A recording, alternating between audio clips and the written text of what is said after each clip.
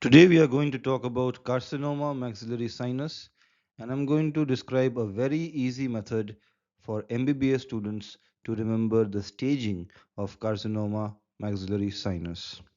This is one of the core competencies as per National Medical Commission, and it is perhaps one of the topics that MBBS students find quite difficult to remember. So this is my effort to simplify it to the best of my ability. So on the screen you can see an advanced stage of carcinoma of the maxillary antrum, which has spread laterally to involve the skin of the cheek, and it also is presenting as a swelling in the cheek. So let's discuss this in more detail. Now, the early features of carcinoma of maxilla or carcinoma of maxillary sinus can mimic the features of sinusitis. So the patients might think that they are suffering from sinusitis, and the treatment by the doctor can also be along the lines of sinusitis, which can lead to a very bad outcome. Why does this happen? Because the early clinical features of carcinoma maxilla are very similar to the features of sinusitis. Same nasal stuffiness or nasal blockage, nasal discharge. In carcinoma maxilla, it is likely to be blood stained, but it can be missed by the patient, the stains of blood. It can be dismissed by the doctor, like overstraining perhaps. Facial pain may be there, which is also seen in sinusitis. Paresthesia is not seen in sinusitis, which is tingling sensation, but this will be mediated by the maxillary division of the trigeminal nerve. However, this is quite close to the symptoms of sinusitis. The one additional feature, which is an early feature of carcinoma maxilla and not a very important feature of sinusitis, is epiphora, that is, excessive watering of the eyes. However, this one feature is often not given much attention to, should be given attention to, but it can often be ignored by both the doctor and the patient, and this can lead to an early diagnosis of carcinoma maxilla being missed. The late clinical features of carcinoma maxilla are largely based on the direction of spread and the extent, the size of the growth. Now, carcinoma maxilla, like most cancers, can spread, and cancer of maxilla can spread in 9 different ways. It can spread in 6 directions, the 6 anatomical directions that we are aware of: inferior or in the lower direction, superior or in the upper direction, anterior or forward direction, posterior or backward direction, medial or towards the midline of the body, and lateral or towards the or away from the midline from the body. Okay, so inferior means, in layman terms, inferior means towards the feet, superior means towards the head, medial means towards the midline of the body, lateral means away from the midline of the body, anterior means forward, the forward part of the body, and posterior means backward part of the body. So all these 6 directions maxillary cancer can spread. Along with that, it can spread to the brain, intracranial spread. It can spread via the lymph, so lymphatic spread, and in very, very rare cases, it can have distant metastasis or systemic metastasis.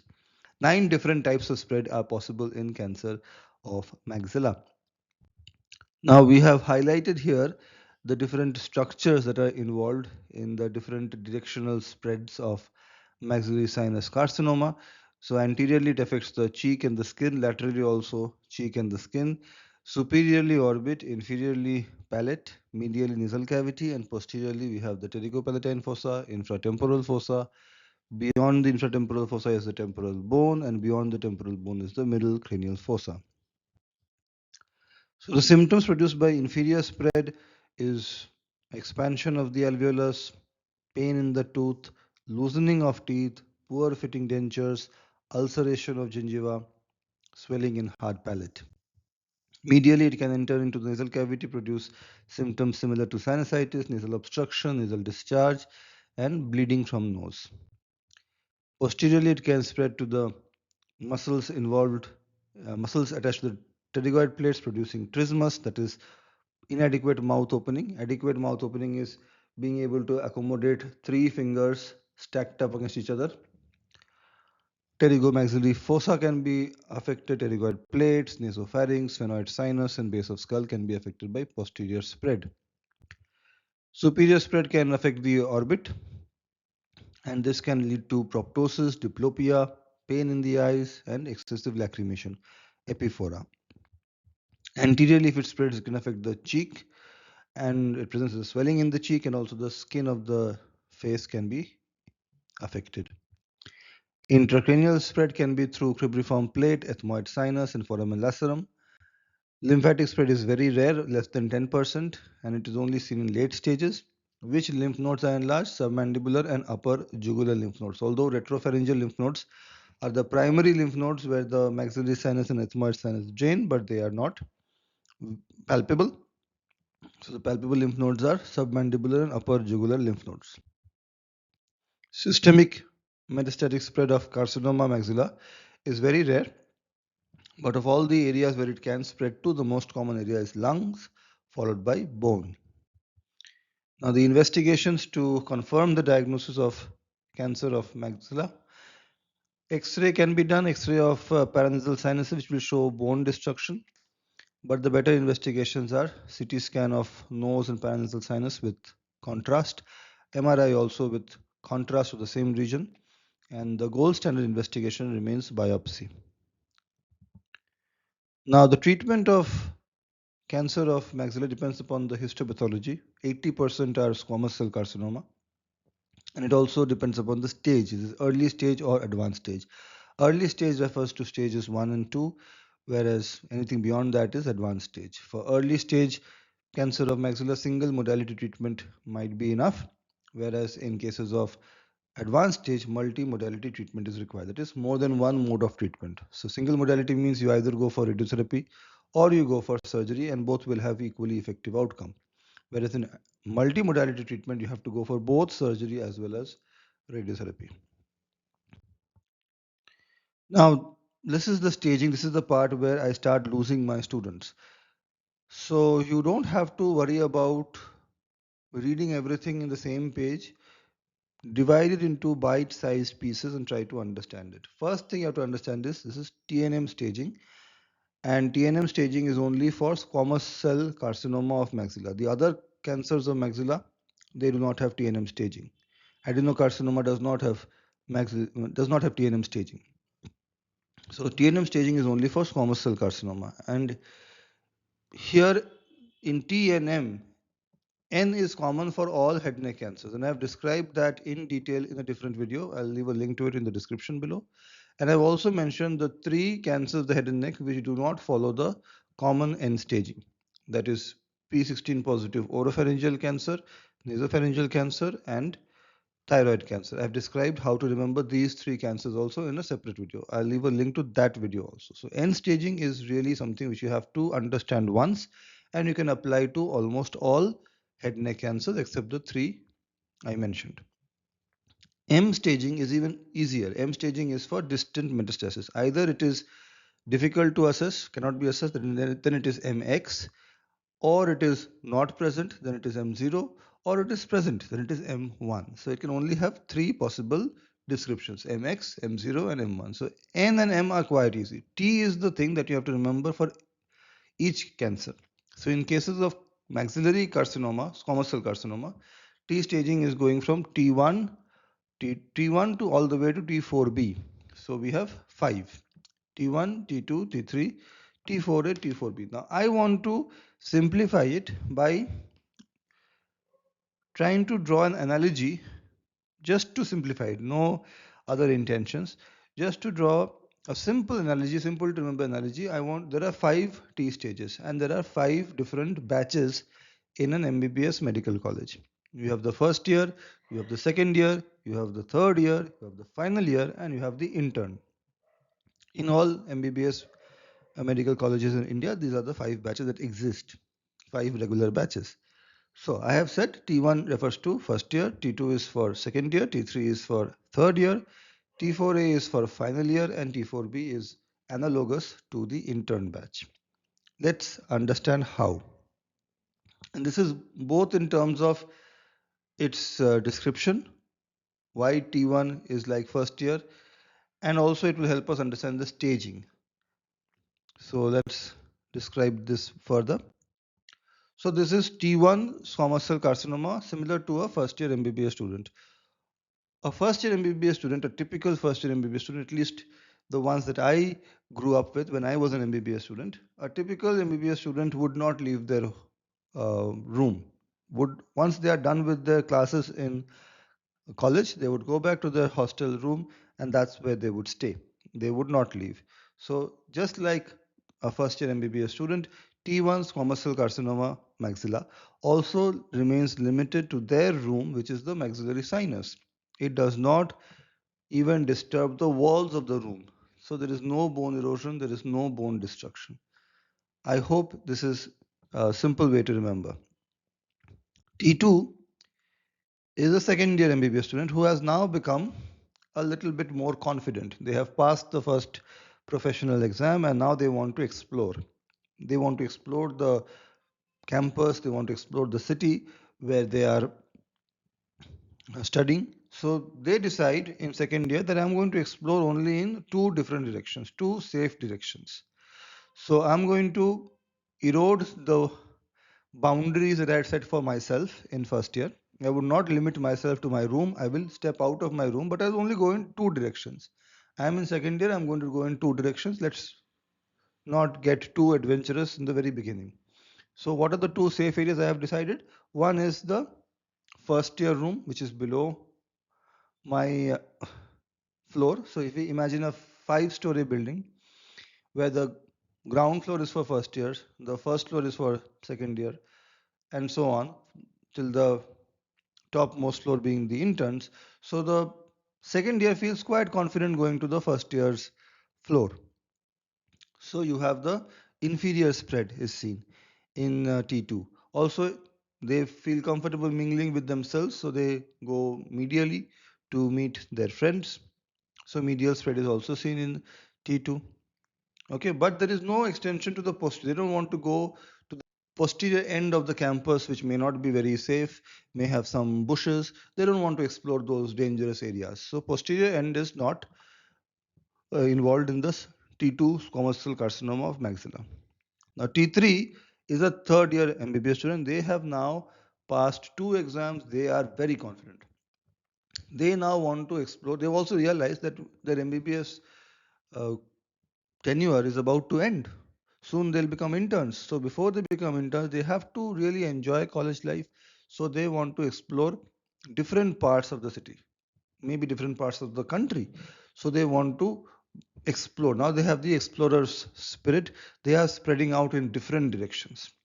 The third year MBBS student is spreading out in different directions, exploring every corner of the campus and also going out of the campus on occasion and exploring different directions. There is no fixed decision that I'm only going to go there, I'm only going to play it safe, I'm going to go in all directions. That is also true for T3 squamous cell carcinoma, which is going in all directions. It has reached the posterior wall of the maxillary sinus, it has reached the orbit, it has reached anteriorly subcutaneous tissue, it has reached medially ethmoid sinus, posteriorly it has also reached the pterygoid fossa.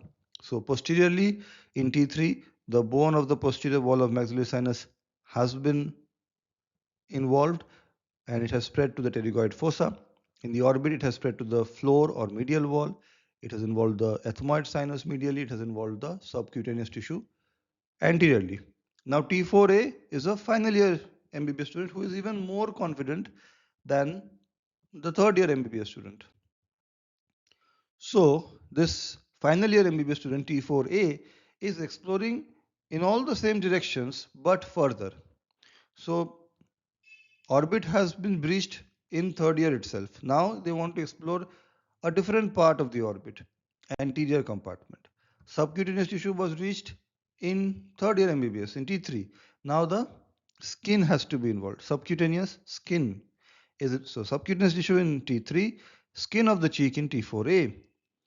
Pterygoid fossa was involved in T3. Now pterygoid plates are involved in T4A. Which fossa is involved in T4A? Infratemporal fossa. Pterygoid fossa was anterior, infratemporal fossa is more posterior. Now, infratemporal fossa has been explored or reached or invaded or involved in T4A. Ethmoid sinus was involved. Ethmoid was involved in T3. Cribriform plate is involved in T4A. sphenoid sinus, which is quite far away, frontal sinus, which is quite far away from maxillary sinus, that has been breached or invaded in T4A. So this is a final year MBBS student who is enjoying their last year of student life, and they are exploring everything available to them. The only areas that are not available to them are very distant areas, which is only available to doctors in the campus. That is, that area becomes available to the intern, who is T4B. So the areas where there is, with which the normal MBBS student has no interaction with because they are inaccessible, they become accessible to the intern T4B. Which areas are these? Orbital apex of the orbit. Right at the back, the orbital apex also can be accessed now by the intern or the T4B. Dura, which is the outermost covering of the brain, can be accessed, invaded in T4B. Brain also can be invaded, so interns also have interactions with doctors. Some are senior doctors who are occupying even a higher position, middle cranial fossa, cranial nerves, distant cranial nerves which are not in relation directly with the maxillary sinus. The one cranial nerve which is in relation with the maxillary sinus is the maxillary division of trigeminal nerve. So apart from that, any other cranial nerve which is usually not in relation becomes invaded, can get invaded during T4B. Similarly, nasopharynx also is fairly far away from the maxillary sinus, and clivus, which is close to the foramen magnum, very far away from the life of an MBBS student, but can be accessed by an intern or T4B squamous cell carcinoma. So that's how you can correlate T staging with the different phases of an MBBS student's life. So here we have shown the clivus. Now, it's not just enough to remember T staging, N staging, and M staging if you can't put them all together into staging. So staging, when you ask what are the stages of cancer maxilla or squamous cell carcinoma maxilla, you have to say there are the following stages: stage 1, stage 2, stage 3, stage 4A, stage 4B, stage 4C, 6 stages. You can't say there is T1, T2, T3, then you have to say N stages also, and M stages also, then you have to combine them together to form these 6 stages. Now, of these 6 stages, 4 are very easy to remember. Stage 1 is very easy to remember, stage 2 is very easy to remember, stage 4B and stage 4C are very easy to remember. Let me start with stage 4C. Stage 4C is a stage of M1. I think I have described in the next slide. Yes. Stage 4C is the stage of M1. That is, if you identify there is distant metastasis, then doesn't matter what the T stage is, doesn't matter what the N stage is, it will always be stage 4C. Similarly, stage 4B is also very easy. It is the stage of N3. Moment it is N3, it will go into stage 4B. Okay. So, stage in sequence, if we go, if stage 4B is the stage of N3, then stage 4A is the stage of N2, and stage 3 is the stage of N1. Just to highlight this point a little more, stage 3 is when you first encounter N1, and stage 4A is when you first encounter N2. Okay, the first instance of N1 is seen in stage 3. First appearance of N2 is seen in stage 4A. Now both stage 1 and stage 2 are N0 stages. So how do you differentiate between the two? Stage 1 is T1 N0 M0 and stage 2 is T2 N0 M0. Now I want to describe these stages also in the same way as I described the T stages, which is with the help of the 5 different years in the life of an MBBS student. So, stage 1 refers to the life of an life of a first year MBBS student. Now, stage 1 is referring to the room number, hostel room number, or the floor number of the first year MBBS student. I have said that this imaginary hostel, has different floors for different years of MBBS students. Okay, so as I said, a first year MBBS student typically does not leave their comfort zone when they are in hostel for obvious reasons. So they will stick to their floor, they'll probably stick to their room.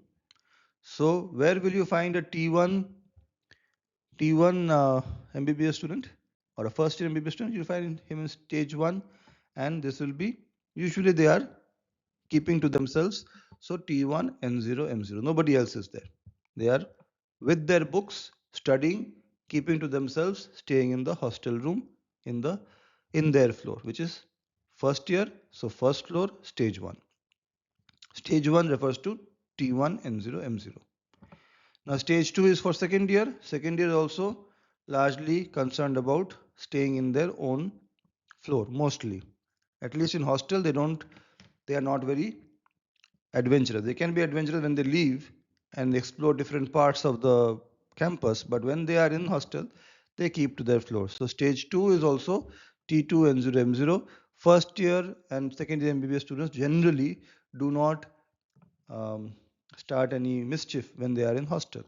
So stage 1 is for first year MBBS students sticking to their room, T1 and 0 M0. Stage 2 is for second year MBBS students, again sticking to their hostel floor, T2 and 0 M0. Stage 3 is when MBBS students are in third year and they are becoming more and more adventurous. So again, they are going to sleep in their floor itself. So T3 and 0 M0 will remain in stage 3. But say two third year students now want to meet socially within the hostel. So where will that meeting take place? In their floor itself. So T3 and 1 M0, more than one T3 is there. T3 and 1 M0 also in stage 3. And in third year, I don't know about your medical college, but the medical college I had studied in, third year MBBS students would often invite juniors to their rooms for friendly interactions. So, if a third year medical student invites a second year medical student to their hostel room, do you think the second year medical student would go alone? Usually not. They will ask a friend to accompany him. So, if a second year MBBS student has to go into stage 3, they don't go alone. They go with another friend. So T2 and 1 M0. All of this has to be M0 because M1 is automatically stage 4C. So if T2 goes into stage 3, it can't be T2 N0 M0. It has to be T2 N1 M0. And if the first year has to go to a third year's floor, again he will probably not go alone. So he will also take a friend with him, T1 N1 M0. So you have in stage 3, T3 N0 M0, the normal habitat of the third year student. If two third year students want to meet socially, they will most likely meet in the third floor itself. So T3 and 1 M0. If a second year and a first year are invited to the third floor, then they would probably not go alone. So T2 and 1 M0 and T1 and 1 M0. Next is stage 4A. This is a final year MBBS student. Where would they usually go to sleep? In their own bed, in their own room, in the floor designated to stage 4A, which is T4A. Okay, stage 4A is a final year MBBS student, T4A. They will sleep in their own bed, in their own room, on their own floor. So T4A and 0 M0 will be in stage 4A. Now, if two final year students want to meet to study, they would probably meet in their own room, okay, on their own floor. So T4A and 1 M0 is also in stage 4A. If three final year students want to meet, then that will also probably occur in their own room because now they have become final year. They are generally not very worried about um, what should be done, what should not be done. They are quite aware of themselves and quite confident, and they are able to take care of themselves. So stage 4A and 2, T4A and 2 M0 is also in stage 4A. Now, if a third year is invited to the final year floor, again, so to meet the final year MBBS student who is this god-like figure, very senior, the third year would require two of his friends to go with him. So T3 and 2 M0 is in stage 4A. Same with second year and third year, second year and first year also.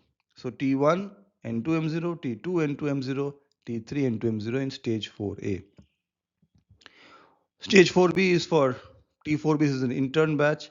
So T4B doesn't matter how many people want to meet in the room. Moment it's an intern T4B, it has to be in the stage 4B. Or if it's N3, doesn't matter which batch of students it belongs to. If it's N3, then it is automatically stage 4B. Stage 4C, I said, is M1. Doesn't matter what the T or the N stage is. So stage 4B, I said, is quite easy. Remember it by remembering that it's N3 and then NET, or it is T4B and then NEN. So I hope you found this easy. Why is this important to remember? Because the early stages, stage 1 or stage 2, help us. We have to know the stage to decide what kind of treatment to provide to the patient. So the early stages require single modality treatment, surgery or radiotherapy. Both have equal efficacy. And we have to understand whether the disease is falling in stage 1 or stage 2. To understand whether it is stage 1 or stage 2, we have to know what is there in stage 1 and stage 2. So stage 1 has T1N0M0, stage 2 has T2N0M0. If the tumor is limited to the maxillary sinus or it has only had inferior spread or medial spread, then it is within stage 2. Moment it has gone into the posterior wall or there is N positive neck, moment there is a lymph node, regional lymph node metastasis N1, the moment it is N1, it becomes stage 3, not T3. If it's T3, it is obviously stage 3. If it is N1, it is also stage 3. So this helps us plan the treatment. So that is why staging is something you need to remember, and I hope you will be able to remember with the help of the example and the analogy I gave. Thank you for watching this video.